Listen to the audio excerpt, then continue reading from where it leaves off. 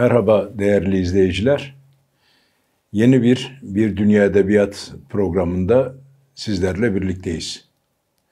Bu hafta da yine sizlere tanıtmaya aracılık edeceğimiz çok kıymetli dostumuz, arkadaşımız, yoldaşımız ve özgürlük hareketinin birçok alanında kendi emeğiyle var olmuş çok kıymetli dostumuz, dediğim gibi yoldaşımız sevgili Şehabettin Demir'le bir arada olacağız. Onun yazma serüvenini, onun hayat hikayesini, perde arkasını sizlerle buluşturmaya çalışacağız. Bir Dünya Edebiyat başlıyor. Hepiniz hoş geldiniz. Şehabettin hoş geldin. Çok teşekkür ederim. İyi yayınlar İyisin. diliyorum. Çok iyiyim. Teşekkürler. Davetimize icabet ettiğin için öncelikle teşekkür ederiz. Ben teşekkür ederim. Beni davet ettiğiniz için. Van'dan başlayan bir hayat öyküsü var. Bu süreci Şehabettin Demir nasıl anlatır? Evet. Şehabettin Demir işte Van Erciş doğumlu, Gelizilan bölgesinde. Gelizilan denince o Kürt Havzası'nda çok ayrı bir yeri vardır. İşte 1930'larda yapılan katliamla hep anılır Kürt Havzası'nda, o bölgede. Ben o köyde doğdum, dünyaya geldim. İşte ortaokul, lise yıllarından sonra mücadeleyle tanıştık. Çeşitli alanlarda işte parti gençliğinden tutalım, gazete, basın alanının birçok alanında çalıştım. Biraz da yaşamak dediğimiz şey de aslında her Kürt gencinin, her bireyin doğup büyüdüğü coğrafyayla, doğup büyüdüğü alanla alakalı şeyler vardır hayatımızda. Mesela benim yazma serüvenim, benim köyde doğup büyümem öyle başladı. Hareketle tanıştığında zaten devrimci, sosyalist gelenekten beslenen, Marksist gelenekten beslenen, o paradigmayı sahiplenen, işte dünyada gelişen koşulları, özellikle real sosyalizmin çöküşünden sonra dünyayı iyi okuyan Kürt özgürlük hareketiyle tanıştım. Tanıştıktan sonra zaten Kürt özgürlük hareketindeki devrimci mantık, devrimci anlayış zaten sanatın ta kendisidir. Yani bir yurtseverlik tanımı, bir kadro tanımı, işte kendini adanmışlık serüveni böyle başlar. Aslında sanat ile başlar. İşte siyasetinden tutalım, ekonomik ve politik, hatta ideolojiye kadar hep böyle biz sanatsal bakıyoruz bu duruma. Fakat bu zamanla gelişince işte insanın yaşamışlıkları, tahayyül ettiğin yeni yaşam, işte inandığın değerler, ideolojik mücadele insanı farklı alanlara sürüklüyor. Bu farklı alanlar nedir? İşte üretimdir. İşte toplumda daha iyi bir konumda çalışmadır. İnsanları dönüştürmeye yönelik örgütme ağlarının genişletilmesidir. İşte biz de bu durumu böyle yaşadım aslında.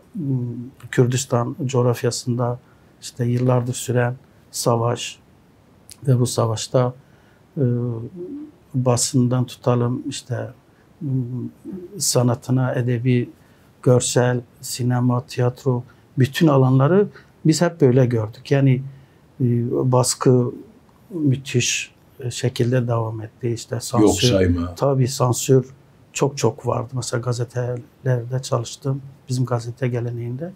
Yani şu an böyle bazen panellerde, seminerlerde anlatıyoruz. Yani yeni genç arkadaşlar gerçekten inanmıyor. Sayfalar sansürleniyordu. İşte Gündem Gazetesi'nin 3. sayfası sansürleniyor. İşte bu haber halen de öyle. Yine erişim getiriliyor, siteler kapatılıyor, partiler kapatılıyor. İşte bunun tek gerekçesi ya Kürt olma. Sadece adı olan gazeteyi Tabii. hatırlıyorum. Bomboş çıkan bir gazete. Evet. Gününü hatırlıyorum, evet.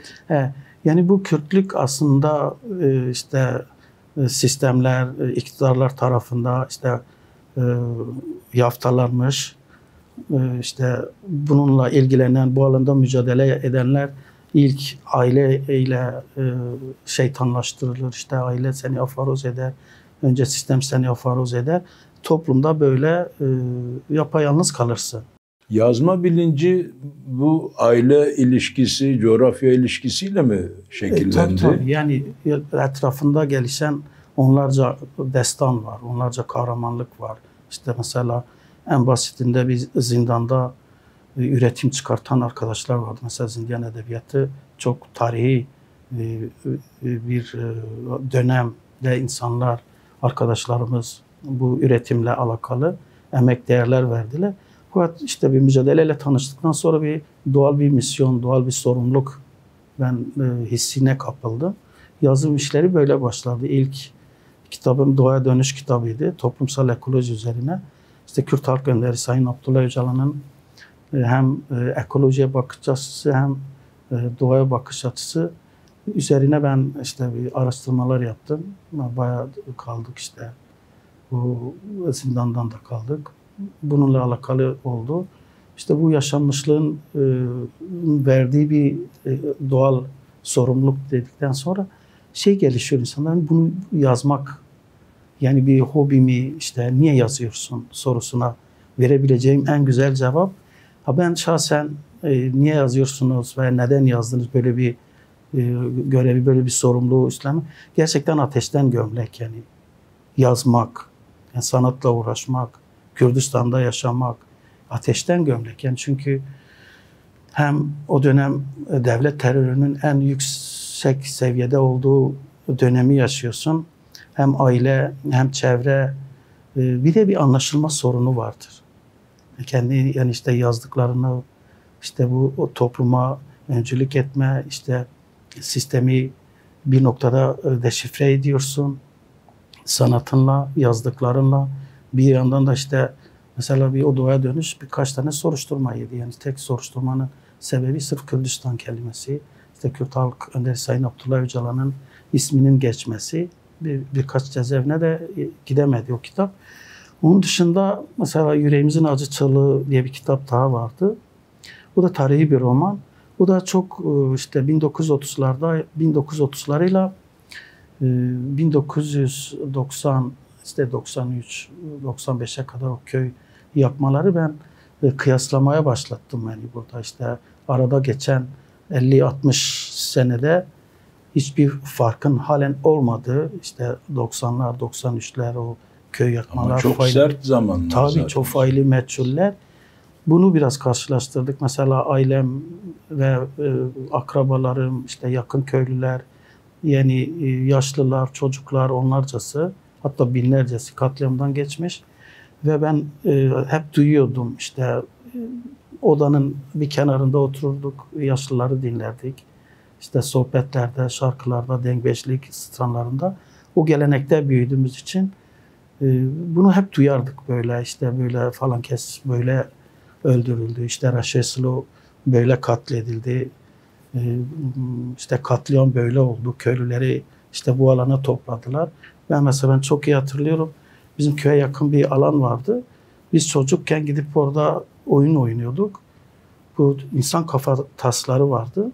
Biz onlarla top oynuyorduk. Biz ölüydür bilmiyorduk, yani bilmiyorduk. Yıllar sonra biz öğrendik. Yani öyle cesetler, kemikler her alanda. Yani daha sonra bir defasında çok iyi hatırlıyorum. Biz biraz çocuklarla oynuyorduk. Böyle bir birikmiş böyle kocaman taşlar vardı. O taşların arasında saç vardı. Uzun uzun saçlar.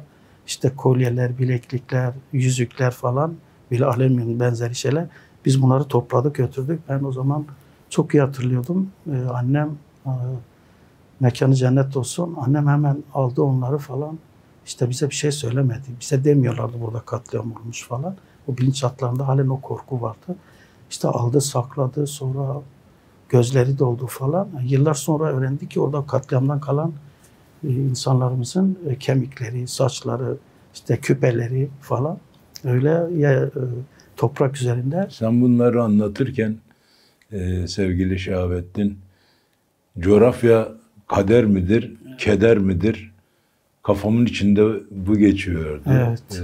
Seninle de paylaşayım istedim. Sence kader midir, keder midir? Vallahi hem bizim için, Kürtler için hem kader hem de büyük bir kederdir. Yani kader ile kederi aynı yolun yolcusu. Yani çünkü yani çok zor bir duruma anlatılmaz. Yani ben işte o dedelerimiz, o büyüklerimiz bu şeyde yaşamlarını verirken, katledilirken işte bunları yazarken asıl sanat veya sanatçının görev ve misyonu biraz da bu olmalıydı. Bunları bir sorumluluk olarak aldık, yazdık. İşte değindik bazı şeylere, insanların duygularına değindik. Yani bu tam bir hayal ürünü veya bir üretimden ziyade bu bir devrimcinin, yani bir sosyalistin yapması gereken bir durumdu. Yani elbette köşe başı şeyler söylüyorsun. Önemli tespitler bunlar. Hem tarihi açıdan hem ait olduğun kimlik açısından önemli şeyler söylüyorsun. Yazdıkların da tabii bunlardan bağımsız değil.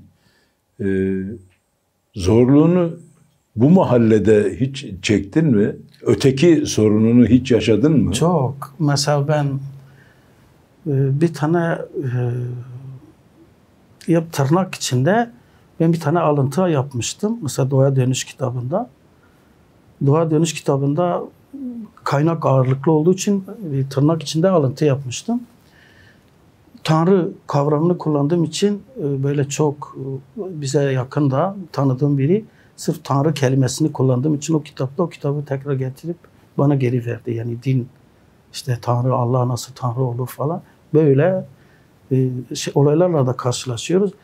Kürtlüğünden kaynaklı yaşadığım şeyler çok başıma geliyor. Mesela özellikle kitap fuarlarında falan böyle bir şey olamaz. Mesela bir kitap fuarına katılmıştım Kocaeli'nde.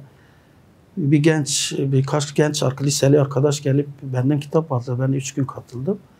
Ondan sonra diğer gün baktım 3 polis kaldığım standa geldi. Benimle konuştular. İşte biri dedi ben dün burada birine bir kitap vermişsiniz. Bir çocuğa kitap vermişsiniz. Ben o çocuğun babasıyım. Ha dedim ne kadar güzel. İşte benimle tanıştı, konuştu. Dedi ben sizi şikayet edeceğim. Niye dedi? Dedi işte kitabınızda şey var. Propaganda yapmışsınız kitabınızda. Ben bir polisim. Kızım almış veya çocuğum almış bu kitabı. Kitap neyin propagandası yapıyor? Yok işte Türk devleti işte Zelanda böyle yapmış. İşte Yeni Zelanda böyle yapmış falan filan. İşte devleti aşağılamışsınız falan. Dedim bunlar tarihi gerçeklerdir falan. Böyle gülüp geçtim. Buna benzer çok olaylar ben şahsen yaşıyorum. Kitap fuarlarında, imza günlerinde. Ama dediğim gibi yani bunu yazmak zorundaydım ben. Diğeri de mesela Gülüşünde Kaldım diye bir kitap da vardı. Bunu da geçelim. Bu kitapta da daha şeydi yani bu harekete adanmış bir kadın arkadaşın hikayesiydi bu. Bu yaşanmış bir hikaye. İşte İstanbul coğrafyasında işte Kürdistan sürekli gidip gelmeler falan harekete adanmıştı. Bu da psikolojik romandı. Diğeri zaten Mavi Sevgi, o en çok okunan kitaplarından biri. Bu da işte bu son gençliğin çektiği hem psikolojik hem siyasal alanda ki sıkıntıları dile getirdiğim psikolojik bir roman. Moria kampı aslında çok tutuldu bu kitabım. Bu Babil'den, Mısır'dan Babil'e sürgün edilen Yahudilerle günümüze kadar devam eden mültecilik durumunu anlattık. O da tarihi bir kitap. İşte bu daha çok Orta Doğu. Röportaj ağırlıklıydı. Hayır, bu daha çok bu yeraltı çalışması. Bu kitapta işte Orta Doğu'da işte gelişen işte din savaşlarında tutalım, mezhep savaşlarında kıtlık, işte ulus devletlerin boğazlaşması sonucu Avrupa göç etmek zorunda kalan halkların dramı. Bunun içinde onlarca halk vardır. İşte burada da yine Rojavalı bir aile var burada. İran, işte Pakistan, Afganistan, Türkiye Cumhuriyetlerden, Irak'tan, işte Rojava'dan, işte Başur'dan bir 50 kişilik bir grupla bir yolculuk yaptık. Bu yolculuk işte Türkiye üzerinden Midilli Adası, Yunanistan Midilli Adası, oradan işte Avrupa'nın çeşitli ülkelerine kadar devam eden bir yolculuğun, bir trajedinin anlatımıdır diyebilirim. Bu gözlemler insana büyük bir sorumluluk da aslında yüklüyor. Evet, yani burada tanıştığım çok insan oldu. Yani diğer halklardan tanıştığım çok insan oldu. Belki ben bunu ilk defa da burada söylüyorum. Yani orada tanıdığım bir tane muhalif bir akademisyen, İranlı bir akademisyen vardı. Bunun hikayesini işte belgeselini çekiyorum. Bu 2016'da İran'da gelişen olaylarda işte Kızıl Çarşamba, işte Yezidilerin Nisan ayının ortalarına doğru o zaman gelişen İran'ın Tahran Üniversitesi'nde başlayan olaylarda İran'ın topyekun bütün bölgelerinde başlayan bir olaydan sonra bu kadının tutuklaması çıkıyor akademisyen Tahran Üniversitesi'nde. İşte bu tacirlerle anlaşıyor, konuşuyor, Türkiye'ye geliyor. İşte Van üzerinden, Tatvan neyse işte İstanbul'a kadar geliyor. Bunu tacirler şey yapıyor. İşte parasını yiyorlar, gönderemiyorlar Avrupa'da. Burada kalıyor. Onun hayat hikayesini şu an kısa filmini çekiyoruz. Yani çok dramatik şeyler var gerçekten. Yani buna benzer onlarca olay oldu. Ya mesela Taliban işte Pakistan'da işte bu Kırbaç Adası'ndan tutalım işte bu muhalif işte cinsiyetinden kaynaklı, muhalif düşüncelerinden kaynaklı, savaştan kaynaklı ekonomik anlamda biraz az da olsa yani bakıyorsun bunlar komple Avrupa'yı bir kurtuluş olarak görüyor. Avrupa'ya gittiğinde o zaman aslında asıl sorunun orada başladığını hem beyinde hem ruhen işte bir başkalaşıyorsun, başka bir ulus oluyorsun, dil bilmiyorsun, kültürden uzak işte bu tahayyül ettiğin Avrupa'da işte gerçek bir yaşam var, işte oraya gideceğim, daha demokratik, işte de insan haklarına daha şey, orada gidiyorsun, sürekli iki dudak arasında sıkışıp kalıyorsun. Nedir? Yani her an deport edilme korkusu var. Ondan sonra kimlik edinme sorunu yaşıyorsun, dil uyum sorunu yaşıyorsun, psikolojik sorunu yaşıyorsun. Sürekli bir kıskaçtasın. Bunların ruh hallerini de betimleyen bir çalışmadır aslında bu Moria kampı, Karanlık Fısıltılar. Emeğine sağlık. Teşekkür ederim. Şahabettin, önemli dediğin şeyler çünkü bir insanlık dramı dediğin gibi. Evet. Bu dramların kayıtlı hale dönmesi hem yazılı hem görsel anlamda özellikle İran sineması da buna evet. Çok eğilmiş durumda. Haklısın. Sen de duyarsız kalmamış, yazmışsın. Emeğine sağlık. Popüler kültürde görünemiyor olmayı nasıl değerlendiriyorsun?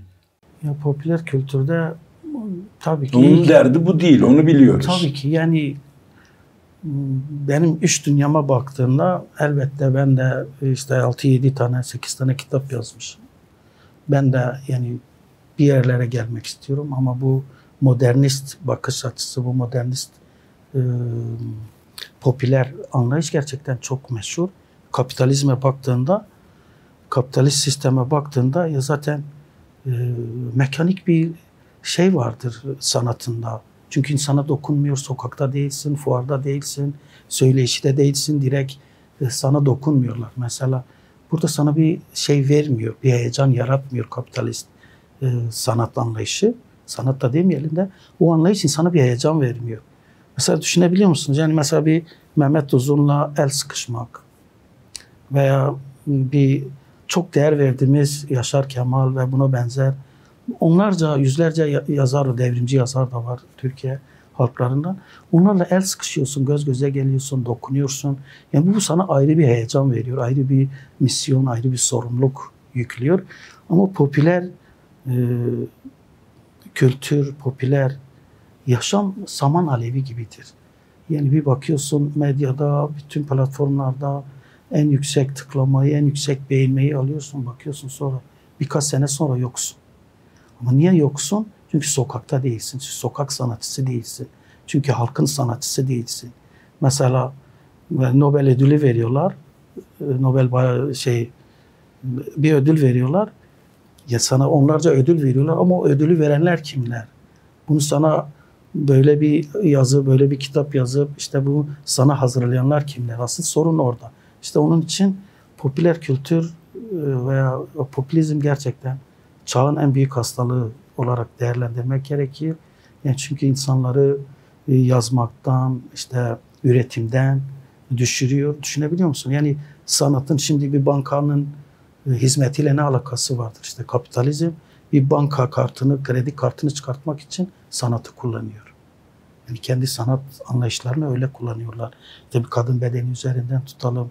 İşte bütün maddi şeyleri böyle bir tekelde. Tırnak içinde şöhretli isimleri kullanmak gibi. Onun için ama bizim sanata bakış açımız öyle değildir. Biz bir başkasının gözünden bakma armağanıdır sanat. Bir karıncanın gözünden bakabiliyorsan, bir ötekinin gözünden bakabiliyorsan, bir Romenin, bir Kürdün, bir Türk'ün, bir acı çeken, zulüm çeken birinin gözünden baktığın zaman sen o zaman gerçekten sanatçısın. Yani sanat anlayışı Türkiye'de veya bu kapitalist sistemlerde özellikle modernist bakış açısı birçok şeyi bitirdi. Yani tamamen işte dijital platformlarda evet insanlar belli bir üretim var ama insanlara baktığında gerçekten sokaktaki sanatçı veya halkıyla veya ulusuyla bu sınıf çelişkilerini dile getirmeyi, sistemi deşifre edenlere bir sanatçı denilir bence. Eğer bir zulüm varsa, mesela ben birçok sanatçı görüyorum etrafında, sanatçıyım fakat siyasetçi değilim. Sanatçıyım fakat siyasetle, politikayla işim olmaz falan. Yani bu çok tehlikeli. Biz yani bu sanat yaparken ve bu toplumun değer yargılarını kullanırken bu üretimden geçerken sana sormadılar senin sanat anlayışın bağımsızdır, değildir. Çünkü sen taraf olmalısın. Zulüm ya zulümden ya zulmedenden taraf olmalısın. İki yol var. İyi kötü, aydınlık karanlık gibi bir şeydir bu sanat anlayışı. Yani sen eğer orada işte ben siyasetçi değilim ama bir sanatçı hem siyasetçidir hem ekonomisttir hem politikacıdır. Yani çünkü sen halkın sorunlarını, sistemlerin sorunlarını deşifre ederek halka anlatıyorsun. İşte gerçek üretim budur. Yani işte az önce bahsettiğim bu Yeni Zelanda'daki gelişen katliamı benim gibi onlarca, yüzlerce yazar arkadaş onu deşifre etmiş. Yeterli mi? Hayır. Benim yazdığım yeterli mi? Hayır. Ama bunun anlatılması gerekiyor. Bu kahramanlıkların, bu zulmün anlatılması gerekiyor. Kim anlatacak? Yani sanatçı anlatacak. Ama baktığında diğer tarafta... Tam o diğer tarafı sanırım açıklama zamanı geldi. Sanat ve özgürlük ilişkisini nasıl değerlendiriyorsun peki? Yani sanat, yani çünkü Lenin'e soruyorlar, özgürlük tanımını nasıl, özgürlük nedir? Diyor, zorun bilincine varmaktır. Zorun bilincine varmaktır. Yani çünkü Kürt ulusal hareketi, Kürt özgürlük hareketi aslında özünde 1970'lerde az önce de dediğim gibi 1970'lerden sonra işte Marksizm düşüncesiyle tanışıp yeni bir paradigmayla işte 80'lerde 12 Eylül dönemini bunu geçirirken burada temel iki şeye çok dikkat ediyor. Mesela bir işte Kürt sanatçılar üzerinde şöyle bir etki yaratıyor.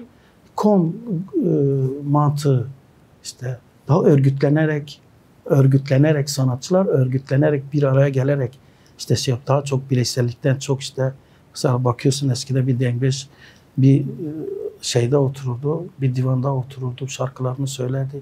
İnsanlar onu dinlerdi, onu ezberleyenler olurdu. Bu dilden dile bu destanlar böyle geldi. Şimdi bu kom şeyi aslında burada 1980 işte 70'lerden 80'lerden sonra gittikçe böyle mesela Ozan Mizgin'den tutalım işte Komiser var buna benzer onlarca grup var. Onlarca grup niye yok olmadılar? Çünkü direkt halktan beslendiler. Direkt üretimden beslendiler. Yani bireysel olarak belki bir yere gelirsin, belki bir şeyler yaparsın, bir azmin olur, bir şeyin olur ama halktan koptuğun an bu bir sanatçı için de geçerlidir. Yok olur gidersin ama sanatla özgürlük gerçekten sanatla özgürlüğün çok yakın bir bağı vardır. Mesela sonlu insan yaşamıyla sonsuz evren arasındaki ilişki kadar derindir bana göre. Özgürlük ile sanatın bakış açısı.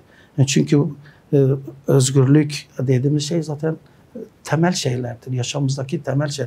Eğer biz yaşamımızdaki temel sorunlara dokunmadan biz başkasının sorunlarına da dokunamayız. Uyandıramayız. Çok güzel özetledin aslında. Sonlu yaşam, sonsuz evren. Sanırım bu programın spot cümlesi bu oldu. Sevgili Şahabettin, bir genç arkadaşımız Şahabettin Demir'i gördü. Yazmak istiyorum dedi. Neden yazsın? Ne anlatırdı Şahabettin Demir ona? Vallahi ben mesela... Nasıl tavsiyeler olurdu? Sürekli hem genç arkadaşlara hem diğer arkadaşlara yani önce okumak için sonra yazmak için çok hem tavsiyelerde bulunuyorum hem böyle onu öneriler sunarak işte ben yazmayı da şöyle biraz tarifliyorum ama bazı arkadaşlar çok birikimli, çok yaşanmışlıklar var ama diyor ben yazamıyorum. Mesela ben yazmayı böyle bir medeni cesarete benzetiyorum. Önce bir soğuk suya girersin. Sonra önce ürkersin, sonra yavaş yavaş sonra bir içine girdin artık çıkamazsın. O korku gider. Yazım işi biraz da böyle bana göre. Ama tabii ki yani dediğim gibi yani hem yurtsever olmak, hem devrimci olmak, hem sosyalist olmak sana dayatıyor yani. Sen yazmak zorundasın.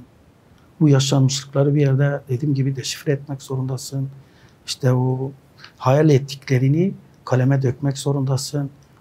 Öyle bir görev ve sorun, bir misyonu yüklediğin zaman bunu yazmak zorundasın. Mesela bizim de tabii ki çok eksiklerimiz vardır. Mesela hem Kürdistan'da, Türkiye coğrafyasında belki binlerce yazar arkadaşımız vardır. İşte tek derdimiz örgütsüzlük olduğu için, işte örgütlenmediğimiz için mesela örgütlü olsaydık ve zaman koşullar çok daha iyi olsaydı mesela yazım atölyeleri açılırdı, işte konuşulurdu, paneller falan bu şartları da geçelim ama yazmak yani üretimle alakalı bir şeydir. Eğer üretmiyorsan yok olup gidersin günün birinde. Aslında ciddi bir bellek var. Tabii. Ciddi bir tarihi bellek var. Ama onun aktarıcılığında mı sorun? Aktarıcılığında sorun var tabii ki. Hem sistemsel bir sorun da yaşıyoruz. Yani reddediliyorsun. Yani çünkü mesela ben bir tane kısa film çekmiştim. Kısa filmde şey diyor siz bu sınırı geçerken işte bu dubaları geçerken bu sınırda bu dubaları geçerken sizi kim geçirdi? Diyor ki işte tacir geçirdi. Taciri kim geçirdi? Diyor komutan. Komutan nasıl geçirdi? Diyor ona para verdi.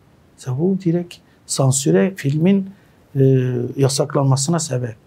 Anlatabiliyor muyum? Çünkü az önce dedin ya sanat ve özgürlük ilişkisi işte budur yani buna meydan okumaktır. Buna meydan okumaktır. Sanatçının işi buna meydan okumaktır. Bunu deşifre etmektir. Platformlarda söylemektir. İşte bunu yazarken aslında ateşten gömleği o zaman giyiyorsun. Öyle yazarlık bir hobi. İşte çok sıkıldım gel anılarımı yazayım falan işte kes kopyala yapıştır anlamında yapanlar da vardır. Az önce bahsettiğimiz o modernist, kapitalist sanatta bakış açısı. Onları biraz böyle değerlendiriyor, hobi olarak değerlendiriyorlar. Ama biz ezilmişler. Sınıfsal çelişki iliklerimize kadar ürpeterek yaşadığımız bu coğrafyada, bu ülkede biz bunu yazarken hobi olarak yazmıyoruz. Yani hobi olarak yazmıyoruz. Yani bunun gereklilikleri vardır. Bunun mücadelede ağır bedelleri vardır. Sen yaptığın bir haberden dolayı cezalandırılıyorsun. Yazdığın bir kitaptan dolayı cezalandırılıyorsun. Mesela Avrupa'ya baktığında yüzlerce, binlerce arkadaşımız var. Hep yazıp çizdiği için, sanatla uğraştığı için, bir şarkı söylediği için. Bunlar hep sanattır. Bizim için çok değerlidir bunlar. Ama bunları yaparken ben programımıza da dile getireyim. Örgütlenmede biz hiçbir şey yapamayız. Yani bu sanatçılar açısından çok önemli. Örgütlenmek. Başka da bizim kurtuluşumuz yok. Yani diğer halklarla, diğer uluslarla, diğer sanatçılarla, ötekilerle biz ancak örgütlenerek biz kendimizi düşüncelerimizi, özgür düşüncelerimizi toplumlara, sınıflara, mahallelere Sokaklara ancak öyle yayabiliriz. Yoksa oturduğumuz yerde yazarak, işte beğeni toplayarak sosyal medyada gerçekten biz bir yere varamayız. Yani insanlarla biz sıcak temas kurduğumuz halde biz bir şeyler yaparız, önümüz açılır. İnsanlar bizden cesaret alır, biz insanlardan cesaret alırız. Yani çünkü bir bakıyorsun Türkiye toplumunda sanat kliği işte yayın evlerinden tutalım diğer alanlara kadar belli bir kesime hizmetlenmiş, belli bir sınıf, bir zümre götürüyor. İşte kimin kitabı çıkacak, işte isim Kimler dağıtacak, ne kadar basılacak, hangi madde? Bankalar bu işi, sistem bu işi devralmış. İşte en popüler yazar kimdir? İşte kitabı ne zaman çıkacak? Milyon dolarlar öyle. Ama biz böyle bakmıyoruz sanata. Sanata bakış açımız çok farklı. Yani çünkü biz bir ekonomik bakmıyoruz. Tabii bunu da ekonomik bakmadığımız için de biz de zorluklarını çekiyoruz. Kendi alanımızda biz de zorluklarını. Bizi temsil eden yayın evleri çok zor. Yayın evleri varsa bile kapatılıyor.